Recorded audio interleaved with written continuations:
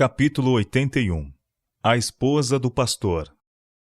Em 5 de junho de 1863, foi-me mostrado que Satanás está sempre trabalhando para desalentar e desencaminhar os pastores que Deus escolheu para pregar a verdade. O modo mais eficaz por ele empregado é mediante influências domésticas, através de companheiras não consagradas. Quando consegue controlar-lhes a mente, pode, por seu intermédio, obter acesso ao marido que está trabalhando através da pregação e da doutrina para salvar seres humanos. Minha atenção foi chamada para as advertências que Deus repetidamente tem enviado e para os deveres da esposa de um pastor. Essas admoestações, porém, não têm tido influência duradoura. Os testemunhos dados não tiveram efeito senão por um breve tempo. A luz foi apenas atendida em parte. Obediência e devoção a Deus foram esquecidas, e muitas desrespeitam a sagrada obrigação que sobre elas pesa, de aproveitar a luz e os privilégios concedidos e andar como filhas da luz. Se o véu fosse afastado e todas pudessem ver justamente seu caso como é observado pelo céu, haveria um despertamento, e cada uma, com temor, perguntaria: que devo fazer para ser salva? A esposa do pastor que não é consagrada a Deus é de nenhuma ajuda ao marido. Enquanto ele enfatiza a necessidade de levar a cruz e insiste sobre a importância da abnegação, o exemplo diário de sua esposa frequentemente contradiz sua pregação, anulando-lhe a força. Desse modo, ela se torna um grande obstáculo e, com frequência, o afasta de seus deveres e de Deus. Ela não compreende que pecado está cometendo.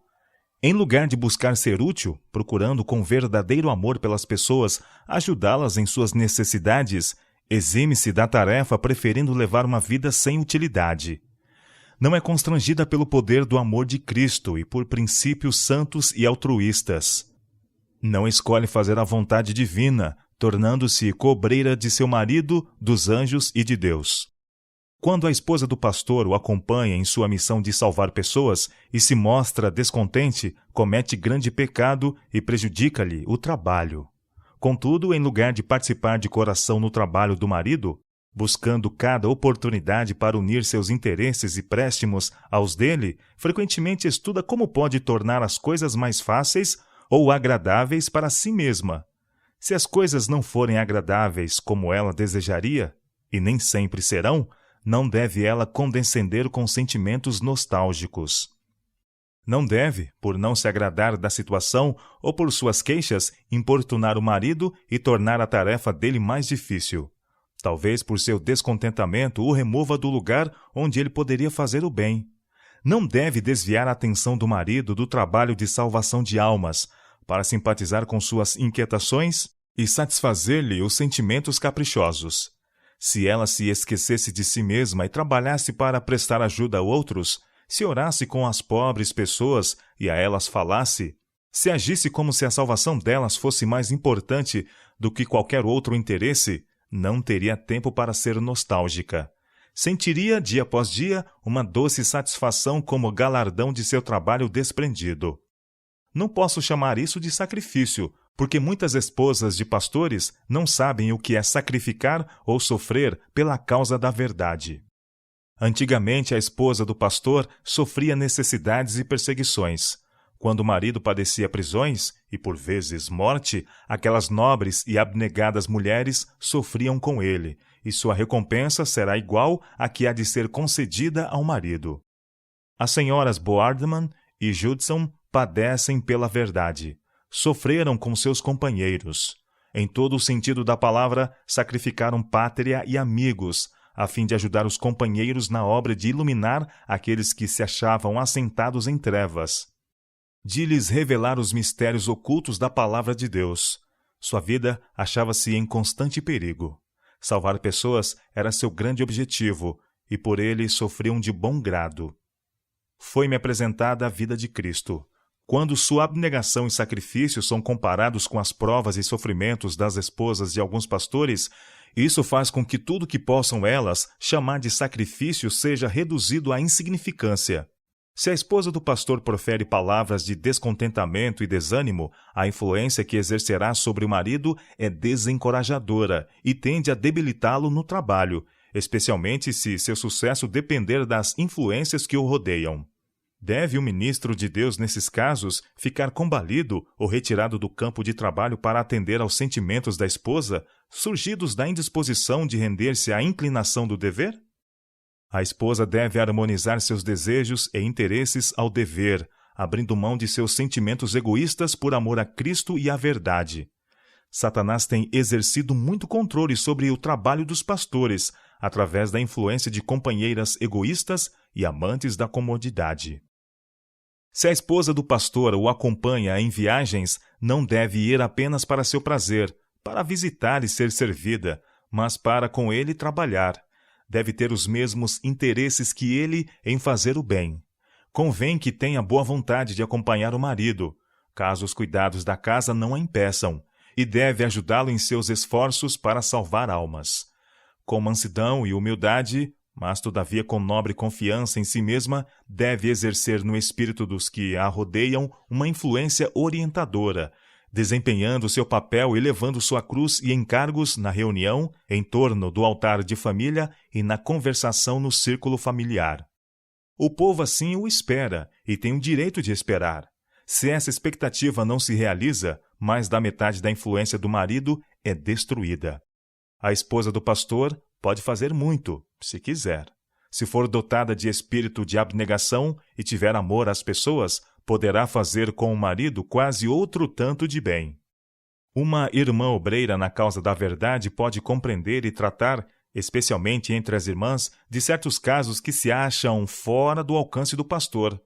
Repousa sobre a esposa do pastor uma responsabilidade a que ela não deve, nem pode levianamente eximir-se.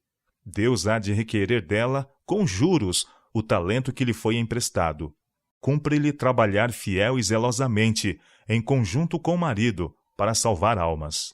Nunca deve insistir com seus próprios desejos, nem manifestar falta de interesse no trabalho do esposo, nem entregar-se à nostalgia e descontentamento. Todos esses sentimentos naturais devem ser vencidos. É preciso que tenha na vida um desígnio, o qual deve ser levado a efeito sem vacilação. Que fazer se isto se acha em conflito com os sentimentos, prazeres e gostos naturais? Estes devem ser pronta e resolutamente sacrificados, a fim de fazer o bem e salvar almas. A esposa do pastor deve viver uma vida devotada e de oração. Mas algumas gostariam de desfrutar uma religião em que não haja cruzes, nem exija abnegação e esforço de sua parte. Em lugar de se manterem nobremente por si mesmas, apoiando-se em Deus para obter as forças e fazendo face às suas responsabilidades individuais, elas dependem de outros a maior parte do tempo, deles derivando sua vida espiritual. Se tão somente se apoiassem plenamente em Deus, com confiança infantil, e concentrassem em Jesus suas afeições, recebendo sua vida de Cristo, a videira viva, que soma de bem não poderiam elas realizar? Que auxílio poderiam ser a outros? Que apoio para seus maridos? E que recompensa não seria a sua, afinal? Bem está, serva boa e fiel. Havia de lhe soar qual música dulcíssima aos ouvidos.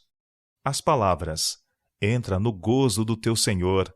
Pagar-lhes-iam 1000 vezes todos os sofrimentos e provações suportados para salvar vidas preciosas. Aqueles que não aprimoram o talento que Deus lhes deu, não alcançarão a vida eterna. Os que não têm senão pequena utilidade no mundo serão recompensados de acordo com suas obras. Quando tudo corre às 1000 maravilhas, eles são levados pela maré, mas quando precisam remar determinada e incansavelmente, enfrentando ventos e correntes, parecem não ter suficiente força de caráter. Não encaram as dificuldades do trabalho, mas depõem os remos e permitem que a força das águas os leve corrente abaixo. Assim ficam até que alguns assumam suas responsabilidades e tarefas e trabalhem diligente e energicamente para empurrá-los contra a maré. Toda vez que cedem à indolência, perdem força e inclinam-se menos ao trabalho na causa de Deus. Apenas o guerreiro fiel alcançará a glória eterna.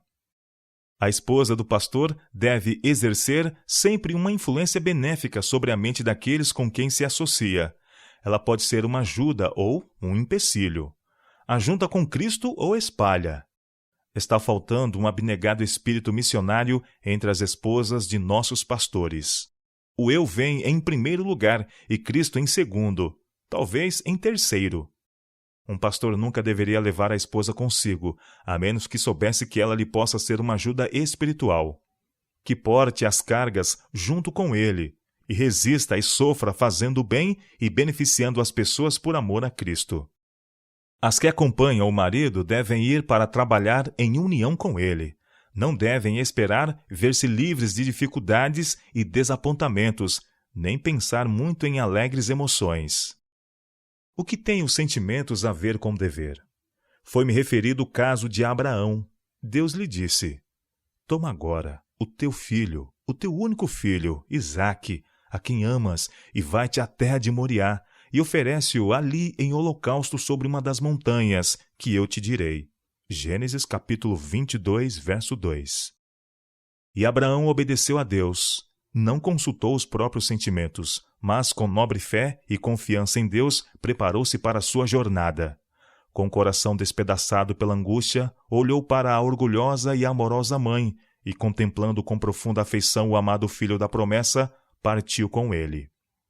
Abraão sofreu, todavia não permitiu que sua vontade se insurgisse contra a vontade divina. O dever, o duro dever, o impelia. Não ousou consultar seus sentimentos ou ceder a eles por um só momento. Seu único filho caminhava ao lado do pai determinado, sofredor e amoroso, conversando animadamente, pronunciando repetidas vezes com afeição o nome do pai, e num dado momento perguntou: onde está o sacrifício? Oh, que prova para o fiel pai! Os anjos contemplavam maravilhados aquela cena. O fiel servo de Deus amarrou o filho amado e o deitou sobre a lenha. O cutelo estava erguido quando o anjo clamou: Abraão, Abraão, não estendas a tua mão sobre o moço. Gênesis capítulo 22, versos 11 e 12. Vi que não é de pequena importância ser cristão. Professar o nome de cristão não é tão significativo, mas viver como cristão é algo grande e sagrado. Temos agora pouco tempo para assegurar a coroa imortal, ter um registro de boas ações e deveres cumpridos inscritos no céu. Cada árvore é julgada por seus frutos. Cada um será julgado por suas obras e não por profissão de fé. Não será perguntado: quanto você professou? Mas que frutos produziu?